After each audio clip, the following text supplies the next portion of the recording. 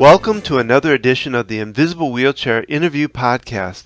I'm Don Grothoff, family coach with FamilyOCD.com, FocusedHealthyFamily.com, and of course, InvisibleWheelchair.com. In the Invisible Wheelchair interviews, I get the wonderful chance to interview some of the experts with obsessive compulsive disorders, professionals that treat OCD, people who are going through or have been through OCD, parents and caregivers of those suffering from OCD, and of course anyone that advocates for treatment of OCD. My goal of these interviews is to inform people on all aspects of OCD and bring about awareness of obsessive compulsive disorder. The content, information, resources, and ideas that are talked about and brought up here in these interviews are not necessarily the views and opinions of myself, Family OCD, Focused Healthy Family, and Invisible Wheelchair Podcast, and I always recommend to seek additional professional help in finding solutions for yourself. You can find out more about me at FamilyOCD.com, FocusedHealthyFamily.com, and InvisibleWheelchair.com.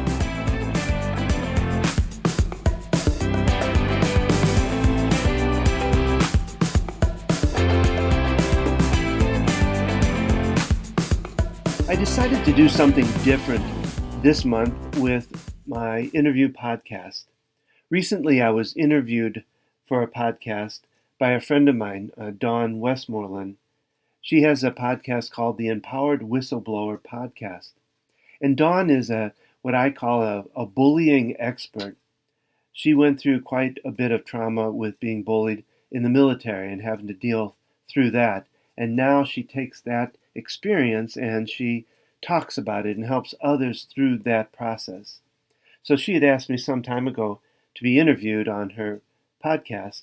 And so on this podcast, we talked about bullying, anxiety around bullying, and what I do and how I've handled some cases of bullying and what I did to help them through that. So I wanted to share that with my audience, kind of get to know me a little better. And also, I thought it was a really good interview, so I thought I'd go ahead and play it this month for you.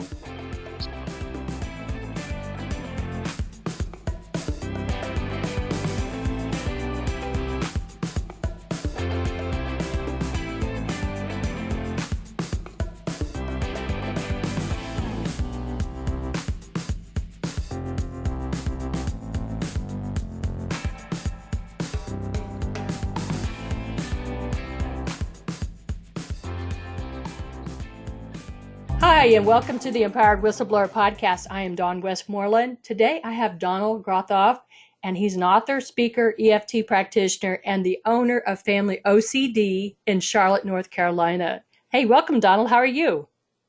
Well, thank you, Don. It's great to be here. I love talking with you. Oh, thanks. So I had snow flurries here in Asheville, North Carolina. Did you have cold weather this morning? Oh my gosh, yes, it was 28 degrees when I woke up this morning. I was like, whoa. And when compared to last week when we were in the 70s, this is bizarre. Yeah. So you know what? I know what EFT is. What is EFT? And tell me a little bit about your practice. I know you work with your wife, and I'll let you just jump in and talk about what you do to help children and teenagers. Sure. Well, EFT is a practice. It stands for Emotional Freedom Techniques. And it's really a tool that we can use to help bring down anxiety and help people to really just come to a better place with themselves and get past the blocks and the messages, the negative messages that might come from something like bullying and the anxiety that's wrapped around it. I can help them to learn a tool that they can use themselves to bring down that anxiety. I see. And so I've been a practitioner of that for quite a long time, and just in about the last 8 months to a year, my wife has joined in with me, and we've kind of reshaped how we're doing it.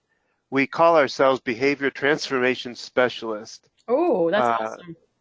And we're helping parents, really helping families to transform behavior, kind of to have a better parent-child relationship, better dynamics.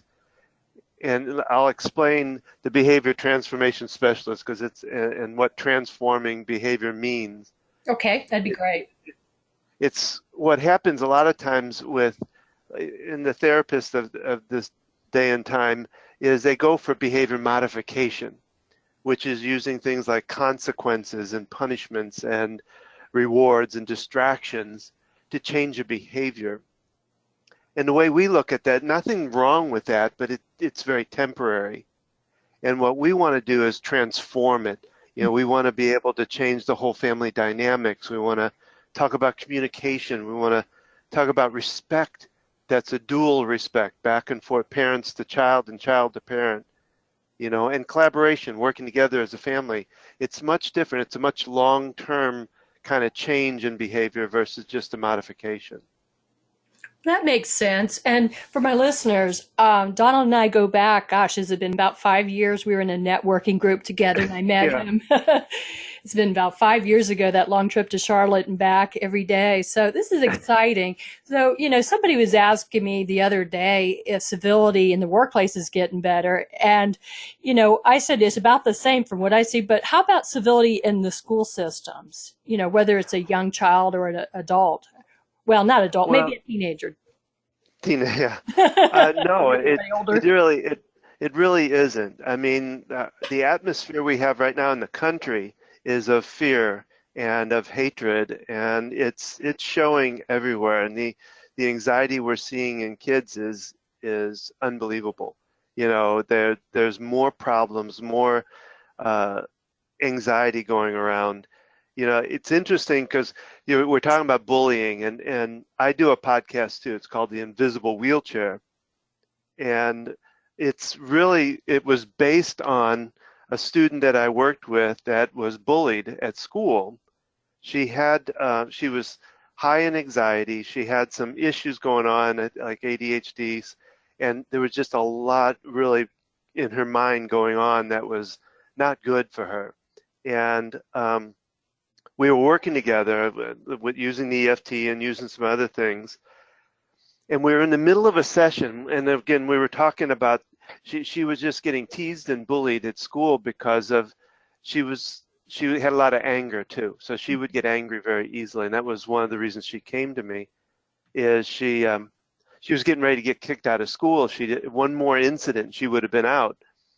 And I'm working with her, and we were in the middle of a session one time, and we're going along, and all of a sudden, out of nowhere, she like blurted out, "If they could just see my invisible wheelchair, they'd understand what's going on in my mind, and they'd stop bullying and teasing me." Mm. And Invisible I wheelchair. mean, it blew me away. One that I think she was 13, if I remember right. This has been about 3 or 4 years ago, and that she could come up with the concept. And I thought it was unbelievable. That's wild because anybody dealing with anxiety, it's all internal. You don't see a wound outside. You don't see a defect necessarily. I mean, when you get into some autism, they give away some things, and Down syndrome, things like that show. But for just basically ADHD or anxiety or even OCD, it doesn't show. And so the idea of an invisible wheelchair, oh my gosh, that fits so beautifully to Mhm. what I deal with every day. It's that anxiety that's hidden inside. I like that title. I mean, for your podcast, even maybe a book. Or an article if you're writing an article. That's profound. Hey, I want to jump back into explain what an EFT practitioner does. Well, in a way, I mean, we're alternatives, so I can't call myself a therapist, but really it is doing therapy kind of work.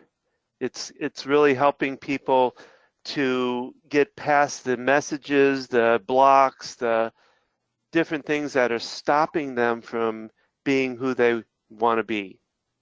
And what we're doing is it almost matches a lot with acupuncture in a way because it's dealing with people's energy. Hmm. And when you're dealing in a negative situation, or you've got anxiety, you've got fight or flight, which is changing your energy. It's blocking that energy. It's not working well. So we're really looking at turning the energy around. Um, and the way the way I normally explain it when I get a new client is, if you think about a building, a house, a building, anything, it has energy coming into it, electricity coming into it. And it comes in through like a big wire, either above or under the ground. And that electricity then has to be distributed out to the plugs, to the air conditioner, computers, all of that. And it's done through the wires in the wall, right? Mm-hmm. So our body is very similar to that. We have energy flowing through us all the time. That's what pumps our heart, and I know that one really well. That's what gets our lungs going. Everything. It has to go out to all the cells everywhere. And so inside of our body, we kind of have invisible wiring that helps distribute that energy out everywhere. And when we get into a negative place or we get into a trauma, it disrupts those pathways. And so we're doing, in acupuncture, they put needles along those to realign those pathways. Mm-hmm. Well, in EFT, we're doing tapping, but we're tapping on the end points of those pathways to calm them down, to calm down that fight or flight. And then at the same time that we're doing this tapping pattern, we are expressing the negative messages that we have collected up because of a trauma, because of bullying, because of anxiety. We tap, and so it's kind of like acupuncture meets talk therapy. And it's amazing at how it works. So as I've tried it a few times myself, Don, and it's tapping, actually taking what your second and third finger and tapping on these different parts on your face down to your neck, correct? Yeah, I usually use like the pointer finger and the next finger. I'm not trying to think. I guess that's index finger, is the next one. Yeah. Next, you have thumb and then pointer and then the next one. So it's the pointer and the next one is what I use in my tool. Some people use all like four fingers. I just tend to, it isn't so important to worry about whether it's one finger or four fingers. It's just a matter of, what I always tell clients is not to worry as much about the procedure, that you have to follow this exact pattern that we set up, but that it's really more about the intentions of getting out the negative and getting out, and the tapping just is part of helping to calm the fight or flight so you can get it out. Got you. So I know there are some modalities like massage therapy that you have to go and see somebody for massage, but can you do this over the phone with clients? I do it I do it over the phone, I do it by Zoom or Skype. I mean, I have clients, I've had clients all over the country. Um, so yeah, I do it, and or I can do it in person, either one. But yeah, you can use all different media, I guess you want to call it, to get out there. Got you. And you also are an author, and you wrote an ebook, A Trip to the Nonsensical, A Dad's Journey Through His Daughter's OCD. What was that book about? It was about the experience. The whole reason I'm in this is because of my daughter, my second oldest, my middle child, the only daughter I have, and she had extremely severe OCD, anxiety off the charts, violent, angry, abusive, and she was 8 years old. And what we had to go through with her was miserable. It was my little journey through hell with her. And in doing that, we used the EFT. Plus, it wasn't the only modality we used, but it was one of the modalities we used in helping her to get through that. And she, I have to say, that was when she was 8. Now she's 18, and she has OCD isn't something you cure, but it's something that you manage, and she manages it really well. But that she was the one that kind of got me into it, because once we got through that, I was like, I really wanted to help other people dealing with OCD, but also dealing with anxiety. I knew what it was like as a family. Anytime you have an anxiety issue with even just one person in the family, the whole family is affected by it. That's kind of why I wanted to do the family thing, Mm-hmm. is that, everybody's affected by it. So, I think so it has a rippling effect. It not only affects the person who's suffering from it, but it also affects the mother, the father, or exactly. anybody involved, right? Yeah. So Yeah. you have three children. You probably know better than I do because I don't have children. What are the traumas that children are experiencing in school right now?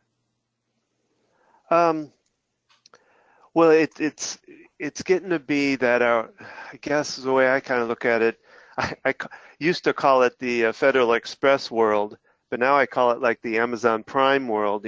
We're so uh, have to be. Let's see. The information has to come to us rapid fire. We have to do everything. It has to be now. It has to be this moment. And the pressures behind that, you know, I use Amazon Prime because you can get some things the same day, by drone, and it's almost to me that's causing a lot of anxiety because then everything is expected that way, and we're expected to do things rapid fire. Needs to be tomorrow, or needs to be today, needs to be the next hour. So we got that kind of anxiety going on. Plus, the school system, and I don't want to talk badly about the school system, but they kind of, they develop a square that the kid's got to fit into. And if it's a round kid, and if the kid has anxiety, um, it's traumatic for them. They don't fit in, so they feel out of place. They feel not normal. Um, so you got that going on, and then on top of it, we have the home life can be not real good. I mean, I get a lot of that. I'm just surprised at some of the things that I hear parents say to kids and do to kids. Mm. And then on top of that, what we're feeding our kids food wise is another anxiety driver. Where the stuff and the junk that are going into foods and the foods we're eating really can be an anxiety driver too. And I don't think a lot of people realize how much the stomach affects anxiety. Yeah, I've often heard that emotions are stored down in the stomach for some people. Well, there's another, belief that the stomach is almost like the second brain. Hmm. It has that much effect on how we think and how we act. Well, Don, walk me through this. Okay, a parent calls you, they contact you, and they say, hey, my child is being harassed or bullied or teased at school, and I really want to help them because they're not sleeping well or they're full of anxiety. Walk me through some of the, just broad processes you start out with them and where you take it to. What? Okay.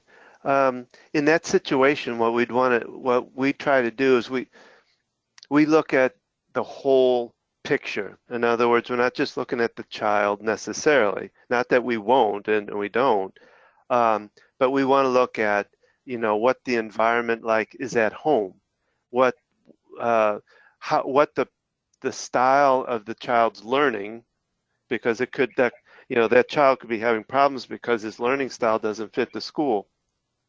We do look at nutrition and diet. Now I'm not a nutritionalist, but all the different things we do, we look at what we can help, and then we look at the other resources that we have available. Like I said, if diet looks to be a problem, then we have some really good holistic nutritionists or doctors that we would send them to. If it's beyond our capabilities as far as what they're going through as far as anxiety, I have other places to send them to also. But we really want to look at what all's going on and really get a good feel of it. I mean, a lot of times we'll even visit the home to get a feel of what's going on there, and we can also look at sensitivity issues. And then we work with them with the EFT and helping. We want to build that child's confidence up, their own abilities within themselves, to see their confidence within themselves, because that's one method of being able to help them get past the bully is to get their own confidence up so that the things that come at them from a bully or from anybody, they don't take it in. Mm-hmm. Now, of course, if it's a violence thing, a real big violence thing, we're going to turn to some other authorities. Um, but where, if it's a verbal abusive kind of thing, we want to teach that child how to manage that in an emotional way. In other words, not being able to kind of build their own like a shield to help them say, that's not me. That's that kid who is, lacking attention or something, that it's not about you, it's about them. I see. And so some teachers, they all have their different personalities, just like all of us do. Some teachers are very aggressive or very abrasive to the students. I've Hmm. heard this from some of my own clients. Do you work with the teachers or the school system? I'm actually tomorrow morning. I'm going to it's a smaller school. I think it's a charter or a private school. In our program that my wife and I have developed, and we're working with families on, part of the program is communication. Hmm. Because I believe that, just like you just said, I mean, they're abusive verbally. I don't think they're abusive physically. They can't do that as far as teachers, but the verbal stuff can make a massive difference. I really believe that.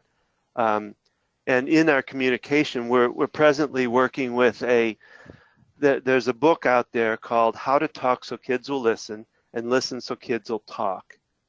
It's a wonderful book. It's been around for a long time. It's been around since like the 80s. But the principles behind it help teach um, teach families, teach parents, teach teachers how to talk in a respectful way to students in order to, and it will actually change their behavior. Just real quickly, I'll tell you the different categories of this book to give you a feel of it. Chapter 1's about helping children deal with their feelings. 2 is engaging cooperation, alternatives to punishment, encouraging autonomy.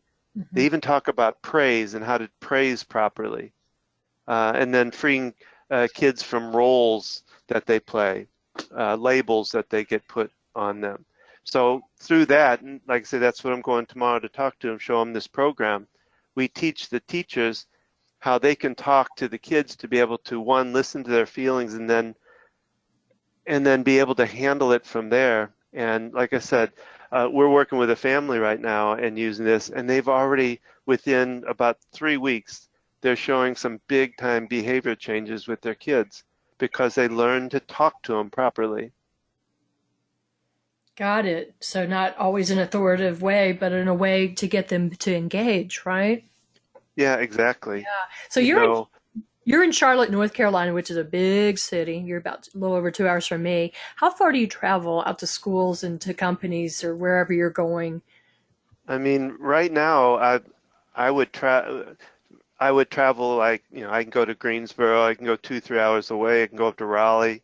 My goal eventually, my wife and I's goal is to actually go around, one, speaking on this all over the place. You know, my goal eventually is to be a parent motivational speaker, to be able to go out and give parents some hope, Hmm. that because I really believe that's where the change in society is really going to start, is if we get parents to do things differently. And because we've kind of come, I don't know, the parenting styles nowadays are not what I would say are the best. We can really, if we could change some of that, I think we can change how kids develop and go into the world and become autonomous, become independent. I see. And just like most coaches or consultants, we're always evolving and bringing on new programs or books. Where do you see yourself in the next couple years with your work? Well, as far as writing a book, or I want to be, What are I'm your not sure next if projects, Donald? What's your next projects? well, it's really going around promoting this program. that we have developed, my wife and I have developed since she's now joining with me, and getting families to be able to start going through this program to be able to, again, to change the whole dynamic of the family. I see. And because the program we put together is based on three real like philosophies. It's respect, collaboration, and oh my gosh, my mind just went It's totally okay. blank on it. We get to make excuses when we get a little older if we forget. It's okay because what I'm going to do at the end of our show is, give some information out about how to reach you, and that way they can find out everything. It's hard to remember everything.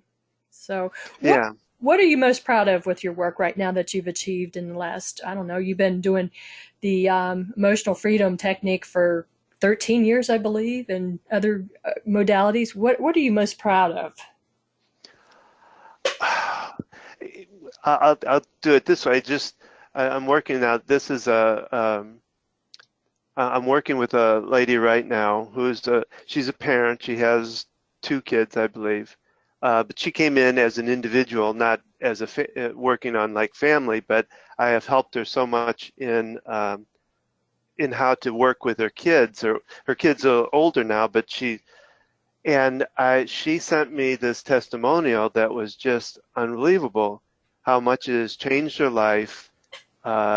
That she is communicating with her kids in a way that isn't combative, and it's working beautifully. Her relationship has changed with them, and she's really become kind of come into herself and started really being more self-caring than she's ever been. It's always been about the kids, and it's about whatever helping the husband out, and she was kind of a pleaser, a yes person, and she's now turned around and seeing herself and being the parent she wants, being the person she wants. She's able to say no to people, in a good way. So that makes me very proud to work with that. Plus, like I say, it's more of what I see happening with the clients I'm working with, and watching them change, like this family change. That's rewarding to me. Yeah, I could see that. I'm sure these children, would you say they're more confident and more resilient today? Yes. Great. Yeah, that's Or that's that's the whole thing. If you can build their confidence, they can deal with the bully better. They can deal with anybody better, and that's a goal to get them to that place. I see. Well, if we were to try to reach out to you, I know how to contact you, but to the listeners, if they'd like to get a hold of you, maybe they want you to speak at their school, or they'd like to hire you or find your ebook, what's the best way to contact you, Don? Well, I actually have two websites. You mentioned the www.familyocd.com. Mm-hmm. The other site that's specific to OCD. The other site that my wife and I work together is www.focusedhealthyfamily.com. It's focus with an ED, healthyfamily.com. And everything really is there. Phone, contact, all of that. Um, you know, and right now we're working on like I say, the book, How to Talk So Kids Will Listen. We're getting ready to do some webinars and stuff with that I'm really trying to get out there and let people know about, so we can get the audience. Gotcha. And this is really important to many people. Let's talk about boundaries, like a child having boundaries, whether it's at home, whether it's in school. Can we speak to that? Yeah, that's again, it goes back to having that confidence, because like I talk about the shield. Mm-hmm. um, it's learning to understand what I need to take in and what I don't need to take in, and being able to have a voice. And that's a big thing that I find, especially with the adults I've worked with. They never had a voice as a child, and so they grow up in life and they don't have a voice in the adult life. And so people take advantage of that. And when that's like this lady I just talked about, she regained her voice to be able to say, you know what, I don't want to do that. You know what, that's not for me. But do it in a way that's not, I don't do it in a spiteful way or hurtful way. It's saying no in a compassionate way. So it's finding voice, finding confidence in yourself that then you can start defining what your boundaries are, what you need, what's important to you, and that's where I think boundaries are developed. Do you think children have a harder time with setting boundaries, saying this is okay, this is not okay, to, whether it's the parents, the teachers, the students? Do you think they have a harder time than adults? Well, yeah, because I talk about a lot with the parents I deal with is there's a time in a child's life, I call it the sponge years, like a sponge you do cleaning with that absorbs water, etc. And, for the medical world kind of thinks of it as from birth to about 3, maybe 5 years old. But I think it goes to about 27, to be honest with you. And here's why I say that. What that means is a sponge is that when they're from about 0 to 10, they are taking in everything almost verbatim. There are no filters on it. They don't know how to handle things. So whatever the parents say, and maybe teachers, minister maybe, whatever they're saying and doing, they're absorbing it. They're taking it in. And without filtration, and many times without really understanding what to do with it. They don't know how to handle a lot of the stuff that comes at them. So they're taking in whatever the parent is saying, whatever the teachers are saying, as the truth. They're my parents. They're teaching me the right stuff, even though it's not necessarily the right stuff. Mm-hmm. And what happens now, that sponge continues, but as they get older and they get, then peer pressure starts coming into it, and they start absorbing that. Some filters start building in there slowly but surely. So when they're really young, they're just taking in, and that builds a basis for how they take the rest of their life. Yeah. So, and because I've seen this with abused kids, and it's heartbreaking sometimes that, when a child's getting abused or even beaten sometimes, they're not looking at the parent going, it's the parent's fault. It's those cruel parents of mine.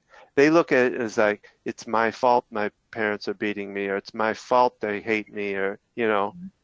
And so that shapes their life. Yeah, it sure does. I've seen children or have heard of children who've been bullied and they pass it on and they project it by bullying other people. And that's Yeah. just something that, a lot of times bullies are victims, but, we have to hold everybody accountable for, being civil and getting along and tolerating differences and stuff. Well, we're running out of time, Don. Is there anything else you want to share with the listeners? Um, it's really about uh, respect, and I think most parents think it's about the child respecting the parent. And in truth, it's both ways. And yeah, I understand that, they're the older, they're supposed to be the authoritarian one or the authority, but they're still people. And if you give respect both ways, it becomes a much better relationship and a much better dynamics, and it works better. It takes a little more time sometimes, but it works better. That's terrific advice. And one more time, just shout out your two websites. Uh, FamilyOCD.com and FocusedHealthyFamily.com. Well, Donald, and I call you Don and Donald intermittently. It's been a That's pleasure to okay. connect with you after all this time. And for the folks listening in, Don has just had major heart surgery, so we're just grateful to have him here with us, and helping people to find resiliency, courage, confidence, and also peace, getting along. And this is Martin Luther King Day, so I am Uh, excited to be working on Martin Luther King Day. In the past, I'd have this day off, but I'm excited to be able to talk about you, Donald, and to share your experiences. well, Don, it was a pleasure talking with you, and I'm sure we'll stay connected because it's always fun talking with you and being around you. Thank you. Thank you so much.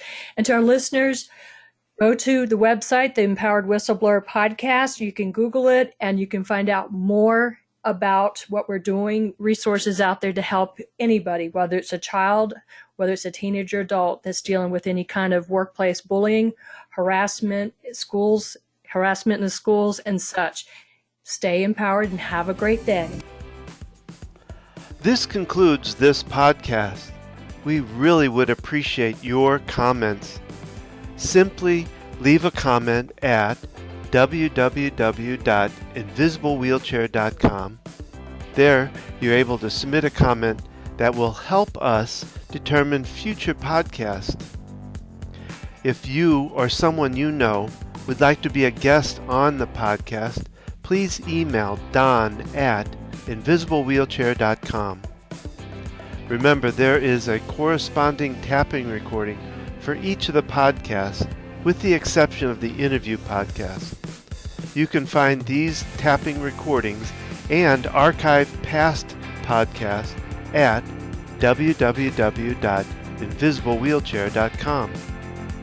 Finally, there is relief for OCD, and we at FamilyOCD.com and FocusedHealthyFamily.com can help you find that relief. Again, you can contact us through those sites, FamilyOCD.com or FocusedHealthyFamily.com. You can also find us on Facebook at Invisible Wheelchair Podcast. You can find us on Twitter at InvisibleWheel1, that's the number 1, or at FamilyOCD. So thank you for listening. Keep tapping and transcending your life to new heights.